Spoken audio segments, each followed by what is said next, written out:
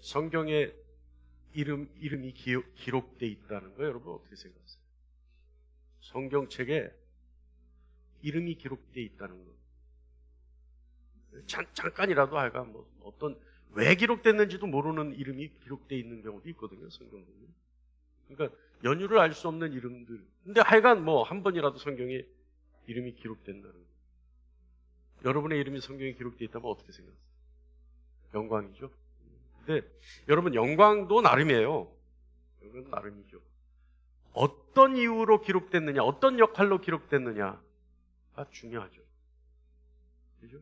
근데 오늘 우리가 성경을 이 본문 말씀을 보면 두 사람이 기록되어 있어요. 한 사람은 가룟 유다고 한 사람은 스데반입니다. 이들은 어떻게 기록되어 있을까요? 우리 한번 보죠. 근데 우리가 이 두 사람이 왜 이름이 기록되어 있는지를 찾아보기에 앞서서 우리가 알아야 될 것이 하나 있어요. 그게 뭐냐면 죄는 뭔가라는 거예요. 죄는 뭔가. 과연 우리가 죄는 뭐라고, 뭐를 죄라고 하는가? 많은 사람들이 죄라고 하면 도덕적, 율법적인 죄를 죄라고 생각해요. 그런 부분은 어떻게 보면 자범죄에 속하죠. 죄라고 하는 거는요, 진정한 의미의 죄라고 하는 것은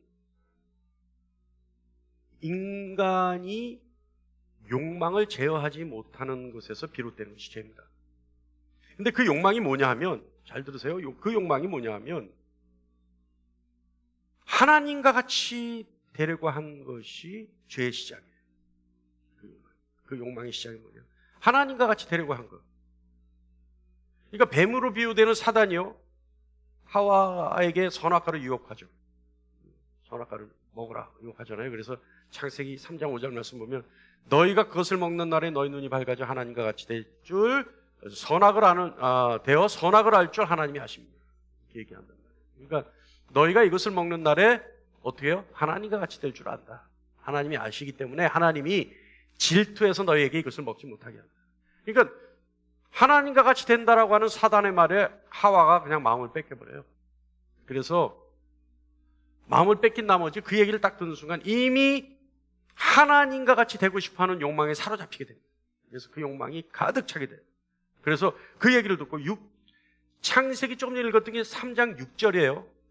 너희가 그것을 먹는 날에 너희 눈이 밝아져 하나님과 같이 되어 선악을 알 줄 하나님이 아심이라, 이 얘기를 하자마자 3장 6절에 어떻게 마음이 완전히 가득 차가지고 어떻게 보이냐면 먹은직도 하고 보암직도 하고 지혜롭게 할 만큼 탐스럽기도 한 나무인지라, 이렇게 보여요. 완전히. 그러니까 그 말이 끝나기가 무섭게 이미 하나님과 같이 되고 싶은 거예요. 정말 먹으면 하나님과 같이 된대라는 욕망에 사로잡히는 거예요. 그러니까 갑자기 그냥 뭐 철컥 이러고 눈이 바뀌어가지고 그냥 그 나무가 먹음직도 하고 보암직도 하고 지혜롭게 할 만큼 탐스럽게 보이기 시작. 야. 그리고 3장 6절에 뭐라고 합니까?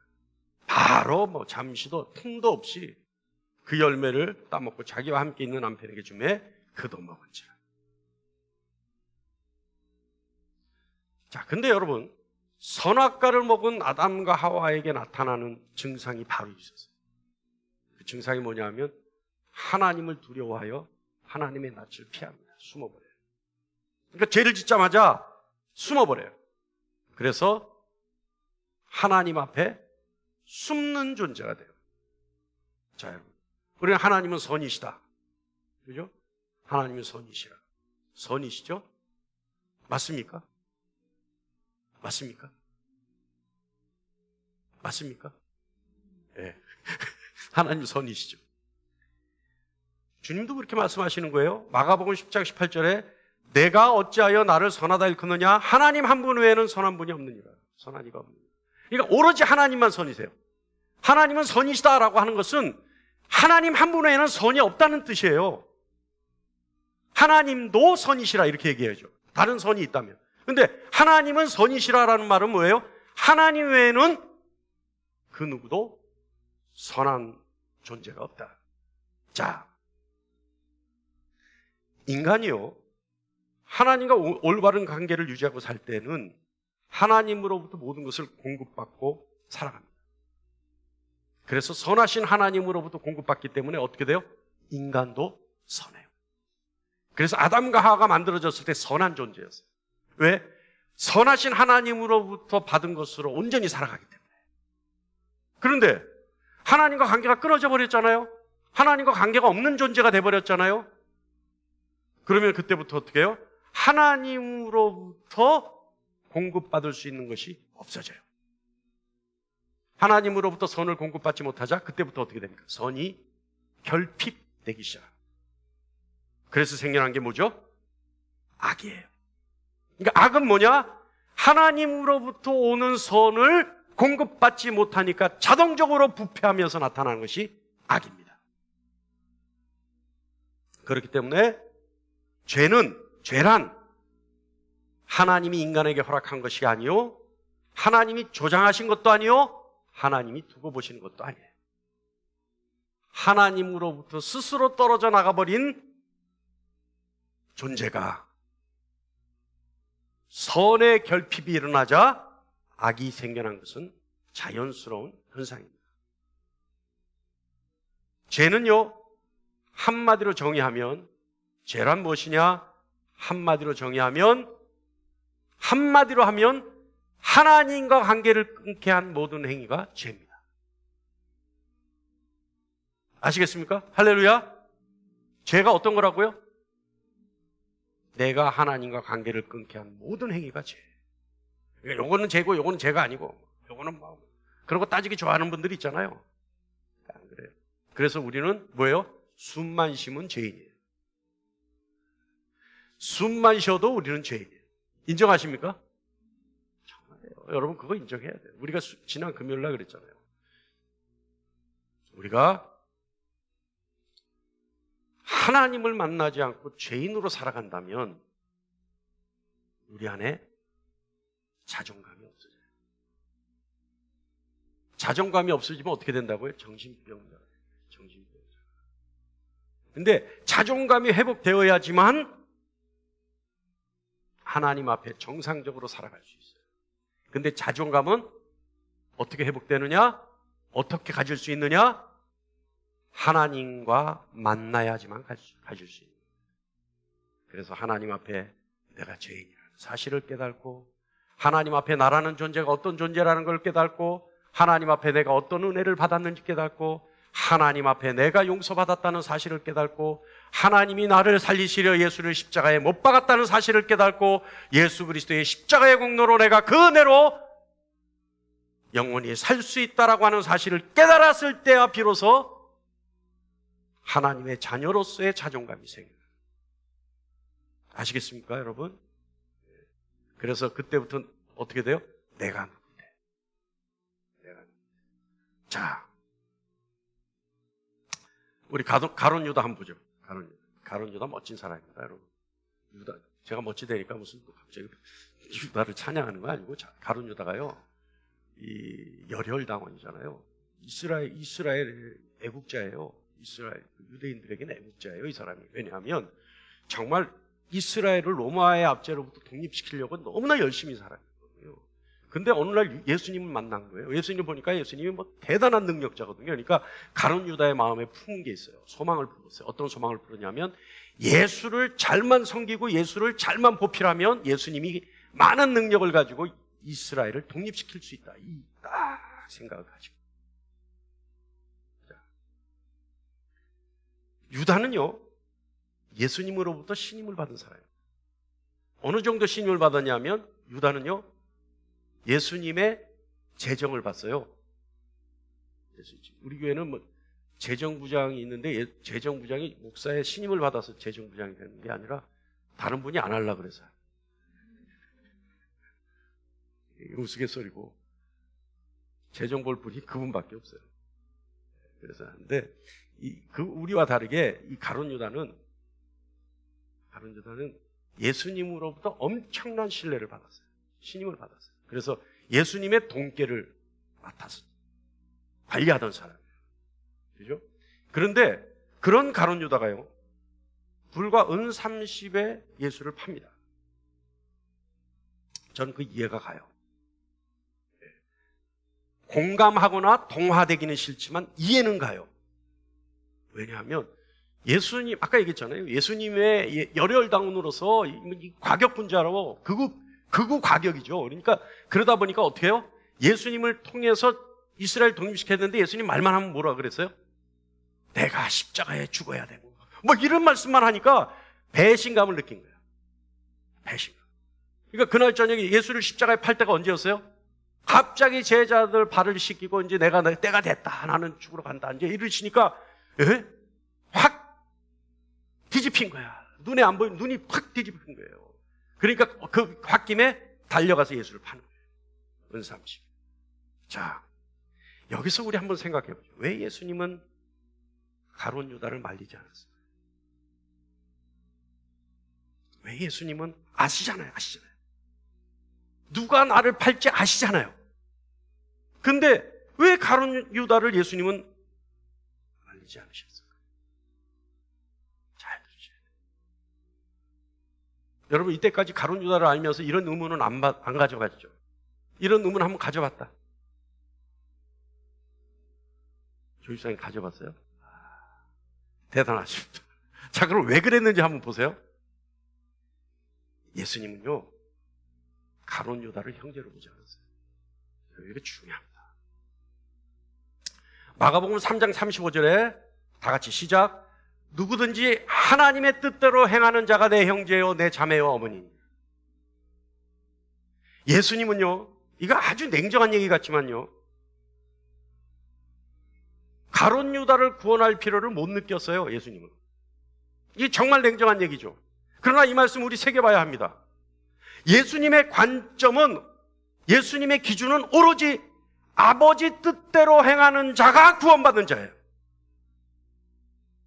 예수님이 인간적으로 아무리 신뢰했다 하더라도, 아무리 좋아했다 하더라도 그 사람은 형제요 자매가 아니고 구원받을 대상이 아닌 거예요.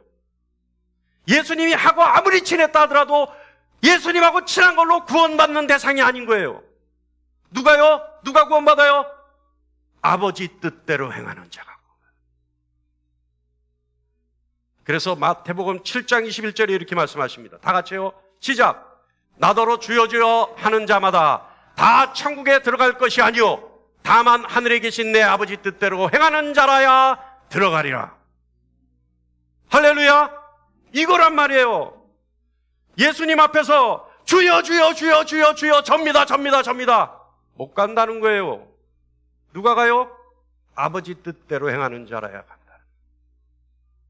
예수님이 그렇게 유다를 신뢰했는데, 그래서 돈깨까지 맡겼는데 그 유다는 어떻게 했어요? 아버지 뜻대로 행하지 않았어요. 여러분 냉정합니다. 생명과 죽음은 냉정한 거예요. 덤으로 가는 거 아니에요. 봐주겠지 아니에요.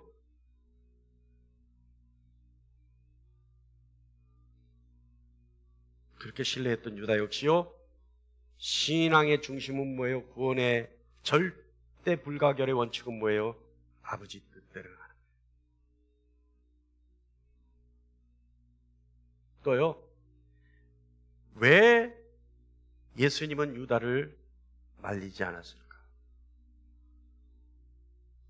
가룟 유다는요, 자신이 행한 행동이 죄라는 사실을 알고 있었어요.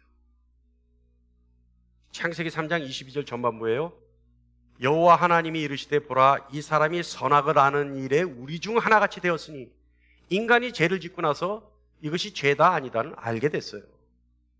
타락한 인간은요, 죄가 무엇인지 그 행위가 무슨 결과를 낳는지 알고 있어요. 죄는요, 인간이 무의식 속에서 행위로 드러나는 것이 죄가 아니에요.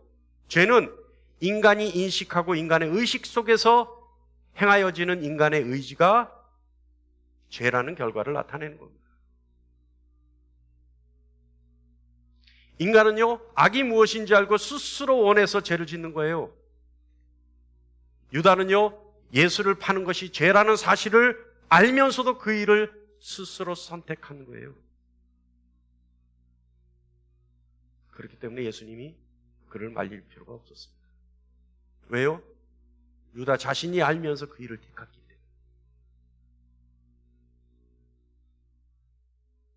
그래서 유다 어떻게 했어요? 양심의 가책을 가지고 그 결과 죄책감에 목을 매달죠. 제가 여러분에게 우스갯소리처럼 항상 하는 질문이죠. 유다는 인류 구원을 위한 하나님의 계획에 협조한 사람이냐? 아니면 스스로 자초한 일이에요. 유다가요, 예수를 십자가에 못 박을 수 있도록 내다 판 것을 잘못 해석하면요, 하나님의 계획에 쓰임받은 사람이 돼버려요. 그렇습니까? 안 그렇습니까? 그런데요, 유다는 스스로 선택한 길이에요. 그래서 예수님이 그를 구원할 필요가 없었던 겁니다. 왜요?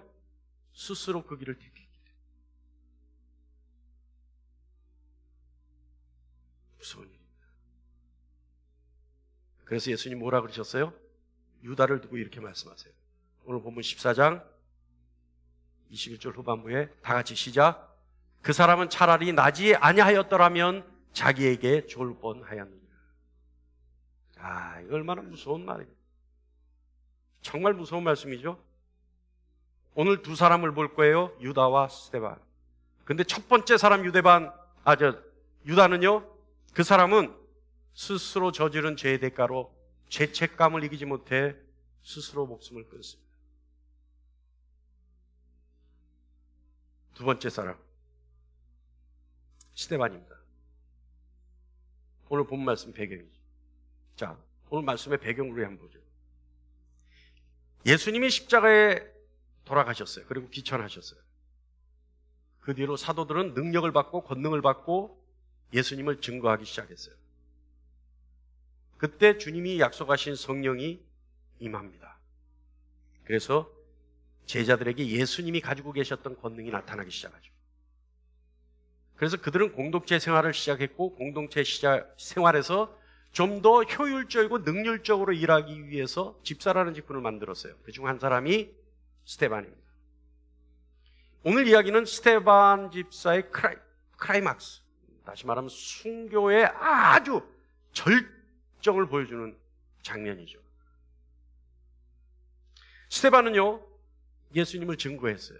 길거리에 서서 예수님을 얘기했단 말이에요. 근데 군중들이 분노하기 시작했어요. 그런데 이 분노의 원인은 그들이 스데반의 지혜를 감당하지 못했기 때문입니다. 다시 말하면 스데반이 알고 있는 진리를 그들이 몰랐기 때문에 말이에요. 그래서 54절에 그들이 이 말을 듣고 마음이 찔려 그를 향하여 이를 갈거늘. 야, 여러분, 이게 저는요, 여러분 정말 이게 진리인데요. 죄 많은 인간은 복음을 들을 때 마음이 찔려 이를 갈아요. 제가 항상 하는 소리 있죠? 성경에는 두 부류의 인간만 있습니다. 두 부류의 인간이 있어요, 성경에는. 사도행전 2장에 나오는 한 부류는요, 복음을 전했는데, 베드로가 전해요. 복음을 전하는데 지금 스데반의 복음을 전할 때 들은 것과 똑같은 반응이 나타나요. 그들이 마음이 찔려요. 마음이 찔려. 그런데 지금 스데반에게는 이를 갈잖아요. 근데 베드로가 전했을 때는 어떤 일이 일어나냐면 그들이 마음을 찔려 뭐라고 하냐면 우리가 어찌할꼬 그래. 그러면 우리가 어떻게 했으면 좋겠니? 이렇게 얘기해요. 그런데 지금 여기서는 어떻게 해요? 스데반을 돌로 쳐 죽이는 사람들은 우리가 어찌할꼬 통안의 마음을 갖는 사람, 그런 부류가 있는가 하면 지금 이 사람들이 있어요. 근데 증상은 똑같아요. 마음이 찔렸어요. 그런데 나타내는 반응이 달라요. 뭐라고 반응해요? 이를 갈아요. 진짜예요, 여러분. 복음 전하다 보면요, 딱 두 부류예요. 이를 가는 사람이 있는가 하면 또 한 번은 그런 목사님 어떻게 하면 될까요? 있어요.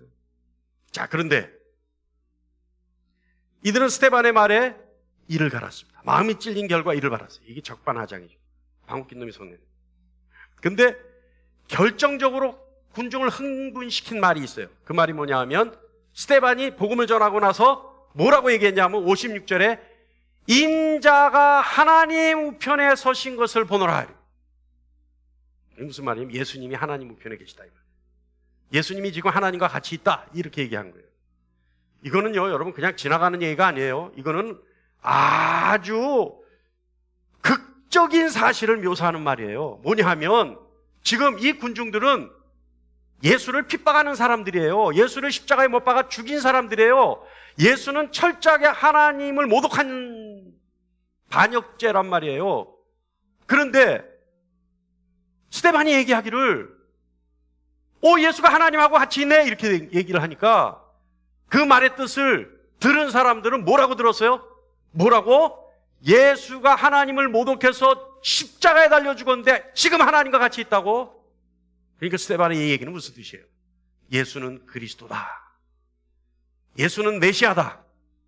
예수는 하나님이시다라고 하는 뜻이에요. 그러니까 이들이 어떻게 해요? 이를 가는 거예요.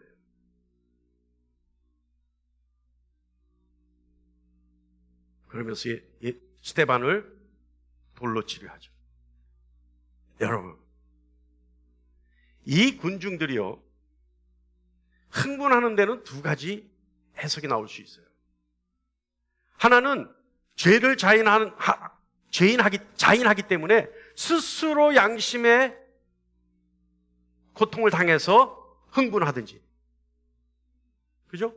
또는 오로지 하나님을 향한 신성모독이라고 하는 그러한 자신들만의 진리 때문에 흥분하든지.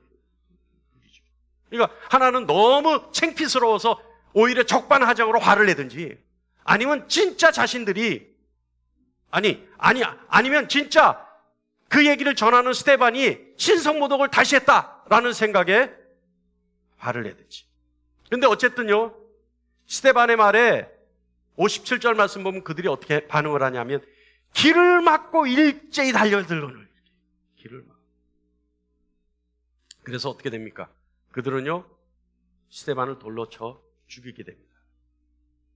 근데요, 여기서 우리가 다시 한번 생각해 볼 필요가 있어요. 뭐가 있냐면 이들의 열심이에요. 이들의 열심. 이들의 열심의 이유예요. 이들이 왜 열심을 가졌나? 이들의 열심의 이유가 또 두 가지가 있어요. 하나는 뭐냐면 예수를 믿는 우리들의 관점에서는 예수를 죽인 이스라엘 군중들은 죄인이죠. 맞습니까? 우리들이 알기는 그들이 죄인이죠. 그러나 예수를 믿지 않는 그들의 관점에서 예수는, 그리고 예수를 비롯한 예수의 추종자들은 하나님을 모독하는 극악무도한 죄인들이에요. 그래서 그들은 스데반을 돌로 쳐 죽이는 거예요. 근데 왜 쳐 죽이냐면 율법에 의해 쳐 죽이는 거예요, 여러분. 이게 율법이에요. 레위기 24장 16절 다 같이 시작. 여호와의 이름을 모독하면 그를 반드시 죽일지니 온 회중이 돌로 그를 칠 것이니라. 거름인이든지 본토인이든지 여호와의 이름을 모독하면 그를 죽일지니라. 율법에 기록되어 있단 말이에요. 그러니까 지금 이스라엘 민족이, 이스라엘 군중이 스데반을 돌로 쳐 죽이는 거는 뭐예요? 율법에 기록된 대로 하는 거예요. 지금 율법에 기록된 대로. 그러니까 이들이 잘못이 아니에요. 그러니까 우리들의 관점에서는 예수를 십자가에 못 박아 죽인 그들이 죄인이지만 그들 입장에서는 예수와 예수를 따르는 무리들은 하나님을 모독한 돌로 쳐 죽여야 되는 존재예요. 그러니까 이들이 자동적으로 자연스럽게 열심일 수밖에 없죠. 그들이 하나님에 대한 열심, 이것은 당연한 거였어요. 자, 이 열심 이유 하나. 근데 그 다음 열심 이유가 좀 구려요. 뭐냐면 그때 당시 예루살렘의 상황입니다. 이 스데반을 돌로 쳐 죽이는 사람들은요, 어떤 부류의 사람들이냐면 상권을 장악한 사람들. 그러니까 쉽게 얘기하면 행색계나 하는 사람들이에요. 그래서 일반적으로 예루살렘 상권에 대한 기득권을 가지고 있는 사람들이에요. 근데 이 사람들이 어떤 상권이냐 하면 예루살렘에 누가 와요? 하나님의 전에 참배하러 들어오죠. 그러면 하나님의 전에 참배하러 올 때 돈을 바꿔준다든지 재물을 판다든지 여러 가지 제사에 필요한, 예루살렘 성전에 필요한 모든 것들을 파는 그 주도권을 지닌 사람들이 이 사람들이에요. 그런데 여러분 생각해 보세요. 예를 들어서 예수가 하나님이다, 예수가 메시아다, 예수가 하나님과 함께 있다, 이 사실이 진짜로 사람들에게 알려지면 예루살렘 성전에 찾아올 사람이 있습니까? 아무도 없죠. 예수만 믿으면 되니까. 그러니까 이 사람들의 위기의식은 뭐예요? 자기들의 밥줄이 끊어지는 거예요. 그러니까 하나는 정말 하나님에 대한 충성으로 신성모독에 대한 반대로 열심을 냈든지, 아니면 자신들의 자금원, 수입원, 이 부분에 대해서 그것을 보호하고자 열심을 냈든지. 여러분, 아이러니하게도요, 이 후자, 자기들의 이익을 위해서 열심히 사람들, 왜 오늘날의 한국교회에서 종종 보일까요? 뭐 구체적으로 얘기는 하지 않겠습니다. 근데 보여요. 어떤 열심이냐면 진리를 모르면서도 열심을 가질 수 있는 모습. 본질에서 벗어난 열심. 저건 본질이 아닌데 본질에서 벗어난 열심. 그래서 얼마나 많은 편견으로 많은 사람들을 힘들게 하는지. 열심 좋은 거죠. 그러나 그 열심은 예수 그리스도 안에 있는 열심이어야 합니다. 할렐루야! 그 열심은 예수 그리스도 안에 있는 열심이어야 합니다. 저는요, 우리 교회 누구누구 꼭 청소하러 오세요. 누구누구는 청소하세요. 누구누구 뭐 하세요. 저 절대 안 하죠. 해요, 안 해요? 대답 좀 하세요. 해요, 안 해요? 있는 그대로 하세요. 있는 그대로. 우리 교회 이때까지 전도대회 한 적 있어요? 예? 나가서 전도하세요라고 한 적 있어요? 한 몇 번 해봤어. 왜요? 하도 말이 많아서. 왜 목사님은 전도하라 소리 안 하냐? 예? 여러분, 그것도 열심일 수 있어요. 열심일 수 있어요. 그런데 여러분, 전도의 본질의 열심은 뭔지 아세요? 내가 사는 모습에 상대가 감동받게 해서 자연적으로 교회에 오게 하는 것이 전도의 열심이에요. 찌라시 들고 주보 들고 전도용품 들고 나가서 다니는 것도 열심이지만 본질에 가까운 열심은 내 사는 모습이 예수의 향기가 나서 나를 따라 교회에 오게 하는 게 본질적인 열심이에요. 할렐루야! 그거예요, 여러분. 그러니까 다른 것에 열심히 하지 말고 본질에 열심히 하라는 거예요. 본질의 열심. 그 본질의 열심이 뭐예요? 예수 그리스도 안에서 발버둥 치는 열심. 예수 그리스도와 함께하려는 발버둥. 예수 그리스도를 떠나서는 살 수 없다고 생각하는 그 발버둥. 그것이 진정한 열심이에요, 여러분. 제 입장에서는 매일마다 교회 나와서도 뭐 일도 하고 교회 나와서 밥도 해먹고 교회 나가서 화기애애하게 다 내 입장에서는 고맙죠. 다 고마워요. 그러나 여러분, 그거는 5만 고마워요. 100이 고마우려면 어떻게 해야 돼요? 여러분이 예수 그리스도 안에서 발버둥 치는 모습이 정말 고마워요. 그게 진짜 고마운 거예요. 그래서 우리 교회는 교회에서 뭐 하세요? 안 해요. 왜요? 예수 그리스도 안에서 발버둥 치는 열심이 완성지어지면 자동적으로 교회 나와요. 그게 자동적으로 된다니까요. 굳이 강제적으로 뭐 할 필요 없어요. 왜냐하면 강제적으로 무엇을 했을 때 나타나는 결과가 뭔지 아십니까?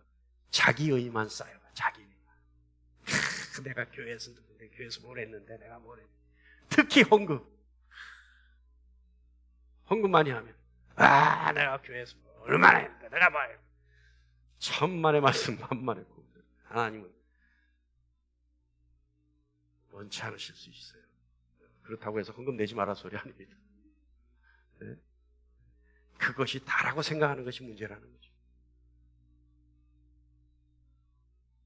여러분, 그들의 본질에서 벗어난 진리를 알지 못하는 열심, 그 열심이 어떻게 했어요? 그 열심의 편견이 결국은 예수와 스데반을 죽입니다.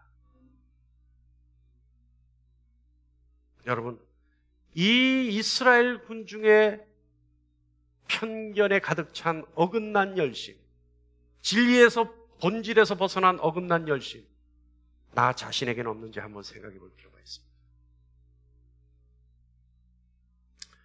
광분한 군중들이 달려들죠. 스데반을 죽이려고 합니다. 그런데 스데반은요, 오히려 어때요? 성령에 충만해서 하늘을 바라봐요. 스데반은 그때 당시에 하나님만을 의지해서 하나님의 영광을 바라봐요. 결국 죽을 수밖에 없다는 것을 알면서 스데반은 두려워하지 않습니다. 스데반은 자신이 무슨 말을 하면 어떤 결과가 나타난다는지를 알면서도 스데반은 그 얘기를 해요. 하늘이 열리고 인자가 하나님 우편에 서신 것을 보라. 저 얘기를 하니까 광분을 하잖아요. 광분을. 군중이. 이 얘기하면 어떤 결과가 나올 줄 스데반은 알고 있어요. 그런데 그 입이 가만히 있질 못하는 거예요. 진리 안에서 감동 속에서 하나님의 영광을 보면서 가만히 있질 못하는 거예요. 고백하는 거예요. 선포하는 거예요. 그 말의 결과 돌에 맞을 줄 알면서도 하는 거예요. 하나님의 영광을 보는 거예요. 자신의 다가올 운명을 알면서도 결국은 그 고백을 하는 겁니다. 성령 하나님에 의해 지혜가 충만한 스데반은 하나님의 계획을 실천에 옮겨요. 예수님이 십자가에 달려 돌아가시기 전날 밤에 겟세마네 언덕에서 기도하지 않습니까? 땀방울이 핏방울이 되도록 기도하지 않습니까? 이 잔을 내게서 피하게 해주십시오. 그러나 내 뜻대로 말고 아버지 뜻대로 하십시오. 그 기도가 뭐였어요? 하나님 계획을 이루십시오라는 뜻 아니에요? 그런데 스데반 역시 예수님처럼 망설임 없이 얘기합니다. 인자가 하나님 우편에 서신 것을 내가 보거라. 거짓말할 수 없잖아요. 그 상황이 아무리 위협적인 상황이라고 해도 거짓말할 수 없잖아요. 본 거를 어떻게 해요?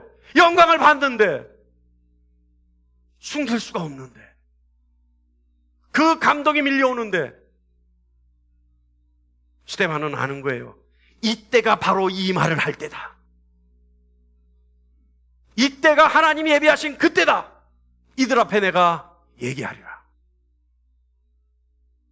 바로 지금이라고 생각했던 겁니다. 하나님이 스데반에게 가지고 계셨던 그 계획을 완성시킬 수 있는 것이 이때라고 생각했던 거예요. 그 많은 사람 중에 자신을 선택한 하나님이 뜻이 이 말을 하게 하기 위한 뜻이라고 알았던 거예요. 또한 자신을 통해 이루고자 하는 하나님의 계획을 겸손하고 겸허하게 자신의 참모습으로 받아들였던 거예요.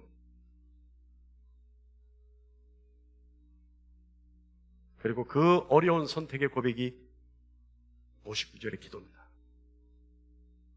다 같이요. 시작. 주 예수여 내 영혼을 받으시옵소서. 야, 여러분 이거 한번 생각해 보세요. 예수가 하나님 우편에 앉아 있다고 해서 하나님의 우편에 계시다고 해서 돌 맞는 상황에 직면했는데 느닷없이 뭐라 그래요? 예수여 내 영혼을 받으시옵소서.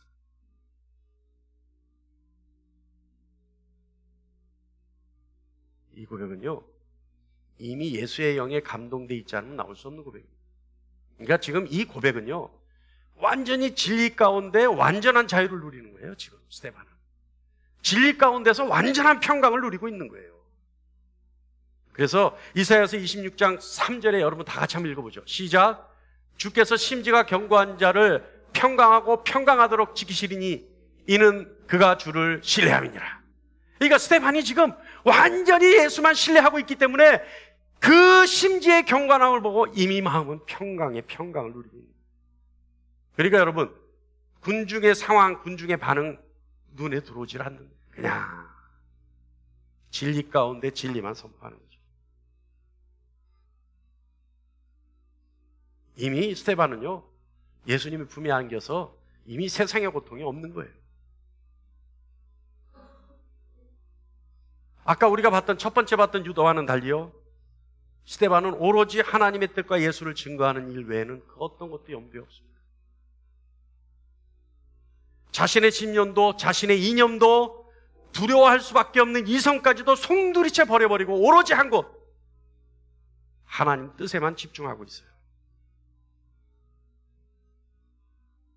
그리고 스데반은 놀라운 믿음의 고백을 마지막 절에 하고 있죠.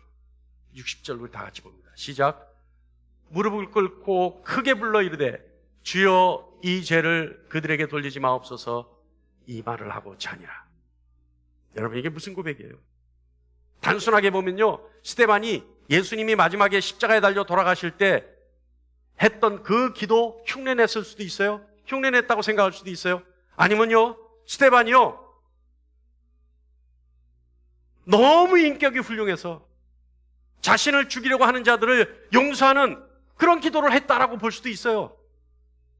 근데 여러분, 그거 아니에요. 그거 아니에요.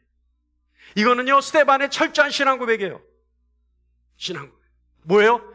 주여 이 죄를 그들에게 돌리지 마옵소서. 무슨 뜻이에요? 예수님이 심판하러 오실 거라는 거예요.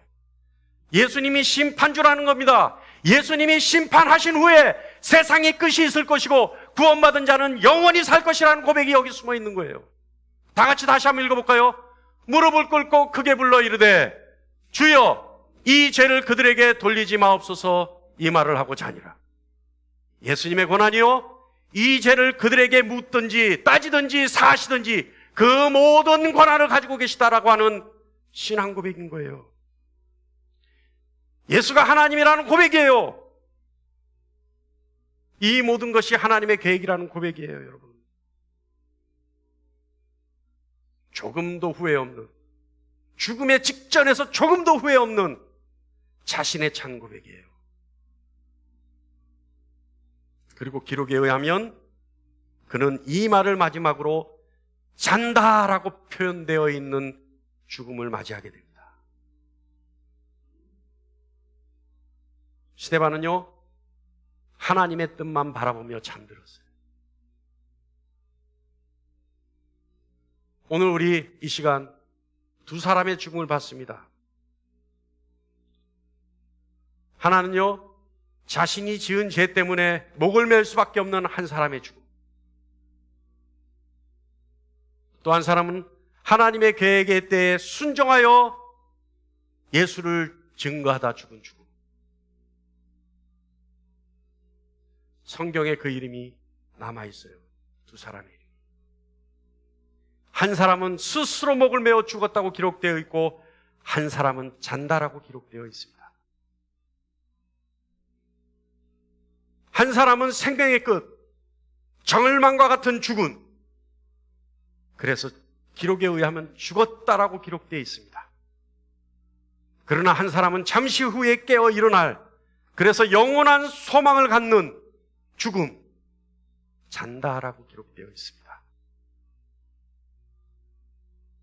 사랑하는 성도 여러분, 만약 우리 한 사람 한 사람이 이 시간 성경에 기록된다면, 우리의 이름이 성경에 기록될 수 있다면 우리는 죽었다고 기록될까요? 아니면 잔다라고 기록될까요?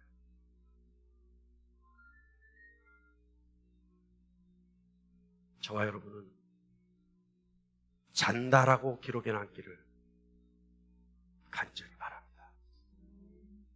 기도하겠습니다.